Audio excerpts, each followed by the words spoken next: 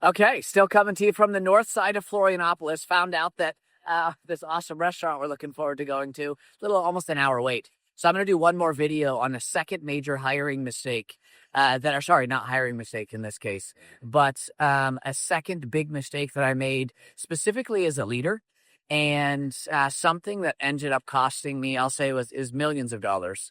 And it basically came down to pride. And so in the early days of Qualtrics, I think, and rightfully so, they were genuinely worried, can this young sales manager scale with us? Can they go? We know that we can be an amazing company.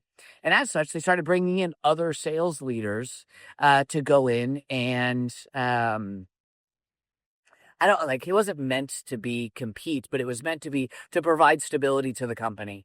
And at the time, I was really naive, and I just saw it as an intense competition. And as such, it kind of almost felt like within our own company, it was a little bit of a Cold War, and I hated it.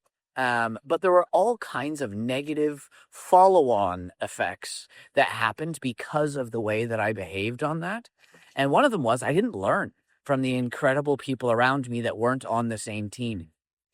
And I'll give a couple examples of this. So I was really, really strong at running a metric-based decision-making process, really good hiring process by this point, because this is about years into it. And I was good at being able to go in and see what data indicated where we needed to focus, where we could get better, what needed to be done better. What I wasn't great at was closing big deals from the beginning. And there were so many opportunities to go in and do that. But in the end, our team did really well closing lots of small to medium-sized deals. Let's call them less than $250,000. But not great at those bigger deals, $250,000 in SaaS ARR. And there was one individual in particular that I think about that was just outstanding at this.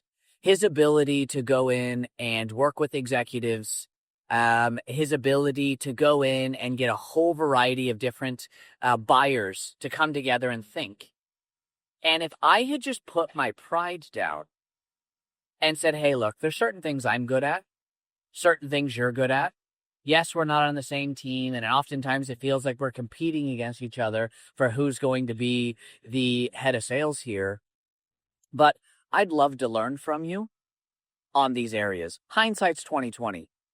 Had I done that, him and I likely would have both learned from each other.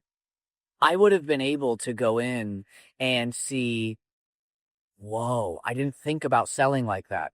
Or I didn't think about how important it was to use an executive sponsor. A lot of the stuff that's now commonplace in how I work.